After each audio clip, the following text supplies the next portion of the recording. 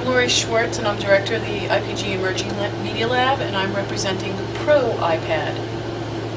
I'm Scott Susskind, CTO of the Emerging Media Lab, and I'm representing the accurate account of the iPad. What do you like about the iPad? Well, first of all, from a form factor perspective, it's very sexy. It's very engaging the minute you turn it on. I had a great time downloading the applications. It's kind of like candy, looking through all the different applications, having them pop up, and then actually using it and navigating through the different applications is very intuitive, very similar in many ways to the iPhone. But the size of it, when you're engaging with video content, when you're engaging with any content, is really sexy because of its size. And the screen is just beautiful, lush, and full, and overall just really fun to hold. I agree with that in principle. What I'm finding, though, is that the majority of the content that's out there is designed around the form factor for the iPhone with the touch. So the video experience, unless it's been redesigned specifically for the iPad, is a little unrewarding. So it's my feeling that because it's such a young device, that the majority of the content out there is not yet ready for this particular platform, but it'll probably get there eventually. I think you're right. These are early days, but some of the initial content, just in terms of websites or even some of the applications that have been designed for the iPad, are so sexy and so push content oriented that it's really easy to quickly engage and get into a piece of content really easily. So I think this is just a forerunner of things to come, and I think it'll be within weeks that companies will be redesigning their applications for the iPad. I mean, it's just so simple now to engage in text, video, and audio all working together. So Laurie, does it replace any product?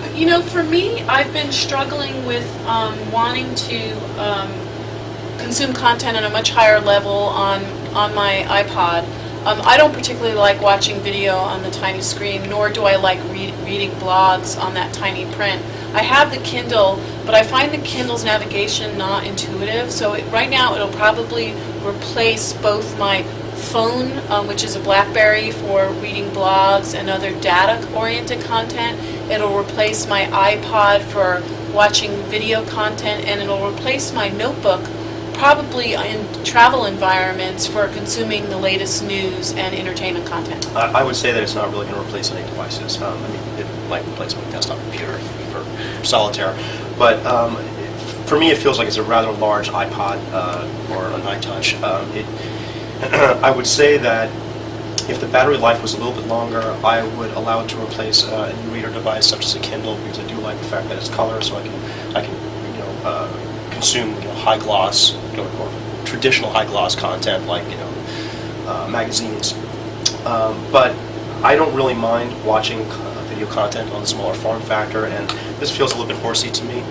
The one thing that I do wish it did replace was my Apple TV. The device doesn't allow me to stream my iTunes content from my desktop computer directly to this device. It forces me to tether it so I can copy the content over, but because the drive on this is so much smaller than on my desktop computer, I can only take a subset of my content with me. I wish I could walk around my home and be able to consume all my iTunes content. In that case, I would say yes, this would replace my Apple TV device, but as it stands, no, it really doesn't. Well, I think your thinking is very limited, because I actually enjoyed the fact that iTunes acted as my own personal cloud, where I chose which devices I wanted the content to be on. So my iPod gets certain content, my iPad gets certain content, and then my Apple TV gets certain content, with my home base being my iTunes cloud. And so I don't want every device to have every piece of content. They're designed for different reasons. They're going to be used in different ways, and I think it's a beautiful system, and I really think the Apple iTunes ecosystem backs that up nicely. Well, I'd like to have the choice on the fly rather than having to think ahead and having to copy the content. Yeah, God forbid you think ahead. That's right. Give me two things that you think would make it better. Well, certainly a forward-facing camera, so that I could use it as a conferencing system. I would love that. And flash support. I find that the browsing experience is stinted. One of the issues I'm having right now is how dirty the screen gets from the fingertips. And when I was purchasing this in the Apple store, they were telling me about a particular spray and cloth to order. So I found that to be kind of limited. I wish the screen, I don't know what the solution is, And then I'd also love to wirelessly be able to sync with my iTunes so that I didn't physically have to tether up. I think that would be awesome if I could sync wirelessly. Beautiful device. It's really well designed. I feel that it's a little bit early. It probably needs a year's worth of refinement, a year's worth of application development to really make it a viable platform for most people. I think right now it's really only in the early adopter stage. I would give it. I'd give it a B. I actually give it an A for effort because I think it's amazing that they got this out. I think it's always amazing what Apple accomplishes, and I'm really excited about new content formats. What I have up on the screen right now is a book, which is a combination of video, text, and audio, and this is just a beginning example of new formats, and I think the iPad is a game changer, and I think there is just great things to come. And I think you're limited.